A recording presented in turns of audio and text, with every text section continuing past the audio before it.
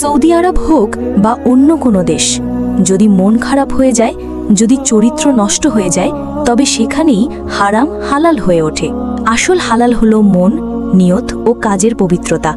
শুধু কাগজে কাবিন করে নয়, বরং আল্লাহর ভয় নিয়ে জীবন কাটানোই সত্যিকার হালাল। জায়েদ ছিল বাংলাদেশের এক সাধারণ যুবক। ছোটবেলা থেকেই তার স্বপ্ন ছিল বিদেশে গিয়ে কাজ করবে, টাকা উপার্জন করবে এবং পরিবারকে সচ্ছল করবে। অনেক কষ্ট করে সে একদিন সৌদি আরবে পাড়ি জমালো। প্রথম কয়েক বছর সে হালাল পথে রুজি করত, কনস্ট্রাকশনের কাজ, মসজিদের কাজ, রমজানে খিদমত, সবকিছু। কিন্তু বিদেশের মাটিতে একাকিত্ব আর টাকার মোহ ধীরে ধীরে তার জীবনকে ঘিরে ফেলল।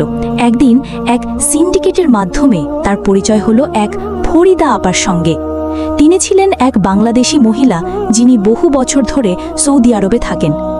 লোকজন তাকে বলতো হারামের হুজুর, কারণ তিনি মিথ্যা কাবিননামা দিয়ে সৌদি আরবের শ্রমিকদের হালাল বউ জোগাড় করে দিতেন।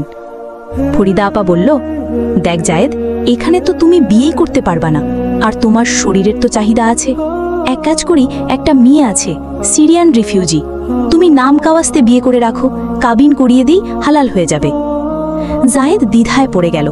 সে জানত শরীয়তে বিয়ের নিয়ম আছে, স্বচ্ছ, সম্মতিপূর্ণ ও সমাজের চোখে স্পষ্ট হতে হয়। কিন্তু ফরিদা আপা বলল, ভাই, এখানে সবাই এমনি করে, কাবিননামা তো হালাল করে দিচ্ছে।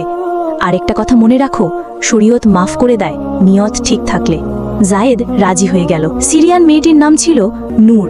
কাগজে কলমে বিয়ে হলো, কিন্তু বাস্তবে সেটা ছিল শুধুই শরীরের লেনদেন।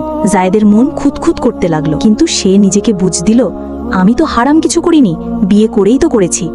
দিন পেরোলো। নূর একদিন বলল, তুমি কি জানো, আমি এর আগে 3 বার এরকম হালাল বিয়ে করেছি।